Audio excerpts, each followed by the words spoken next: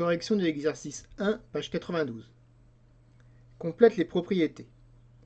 Alors ici, on me demande de retrouver les propriétés du cours. Donc ça permettra un petit peu de les voir et de les apprendre.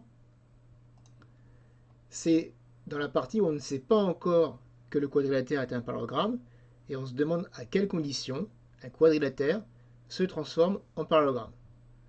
Donc ici, tout est prêt, tout est quasiment fait. Si un quadrilatère a ses côtés opposés, alors c'est un parallélogramme.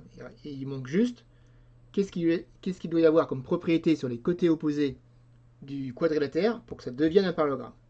Donc moi je vous avais dit, le nom croisé, on ne fait pas ces cas particuliers, donc on peut ignorer le cas particulier non croisé et enlever ces deux mots. Donc, si un quadrilatère a ses côtés opposés, on regarde le cours, on apprend la propriété. Si un quadrilatère a ses côtés opposés parallèles, alors c'est un parallélogramme. Donc là, il suffit juste de mettre parallèle. Si un quadrilatère a ses côtés opposés parallèles, alors c'est un parallélogramme. Ses angles opposés, pareil, c'est la propriété 3 du cours. Si un quadrilatère a ses angles opposés de même mesure, alors c'est un parallélogramme. Donc de même mesure, alors c'est un parallélogramme. Si un quadrilatère a deux côtés opposés, le cours me dit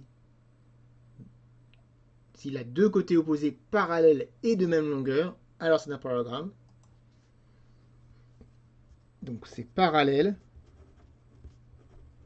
et, très important, de même longueur. Deux côtés parallèles, ça ne suffit pas pour être un parallélogramme. On peut obtenir un trapèze. Deux côtés de même longueur, pareil, ça ne suffit pas pour être un parallélogramme. Par contre, si on a deux côtés opposés parallèles et de même longueur, alors là, oui, ça devient un parallélogramme. Dernière propriété à compléter, si un quadrilatère a ses diagonales, alors comment doivent être ces diagonales? Le cours me dit dans la propriété 4 que si un quadrilatère a ses diagonales qui se coupent en leur milieu, alors c'est un parallélogramme. Donc il faut que ces diagonales aient le même milieu ou se coupent en leur milieu. Alors c'est un parallélogramme.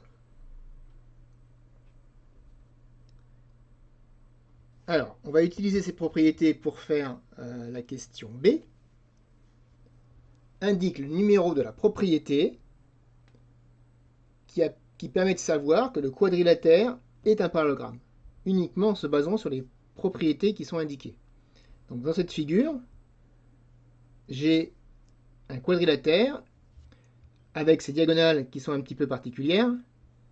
Elles ont ici un point d'intersection que l'on peut appeler I. I est le milieu de la première diagonale et I est le milieu de la deuxième diagonale. Donc on a un quadrilatère qui a ses diagonales qui se coupent en leur milieu. Et donc ça, c'est la propriété qu'on a écrite en haut, c'est la propriété 4. Donc la propriété 4 me permet d'affirmer que cette figure est un parallélogramme. Figure suivante, j'ai un quadrilatère et l'indication qu'on me donne, c'est que ses angles opposés sont de même mesure. Et on a écrit juste au-dessus, si un quadrilatère a ses angles opposés de même mesure, alors c'est un parallélogramme. Donc on utilise la propriété 2. Figure suivante, on a un quadrilatère, et là on a des côtés opposés de même longueur. Alors là, problème, parce que dans le cours on a 5 propriétés. Ici, ils nous ont fait rappeler 4 propriétés. J'avais choisi de mettre ces côtés opposés parallèles comme première propriété, mais on aurait pu mettre aussi la propriété qui me dit que ces côtés opposés sont de même longueur.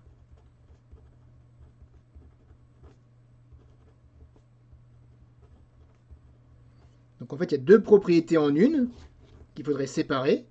Première propriété, si un quadrilatère a ses côtés opposés de même longueur, alors c'est un parallélogramme.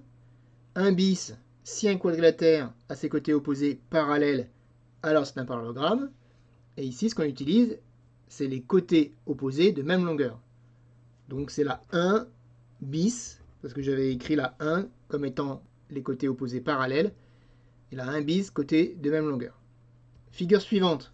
Alors on remarque que ce côté et ce côté sont bien repassés en couleur, ce qui signifie qu'on nous indique qu'ils sont parallèles. En plus d'être parallèles, on me dit que les côtés ont la même longueur. Donc on est dans le cas où on a un quadrilatère avec deux côtés opposés parallèles et de même longueur. Et là, c'est la propriété 3 qui permet d'affirmer que c'est un parallélogramme.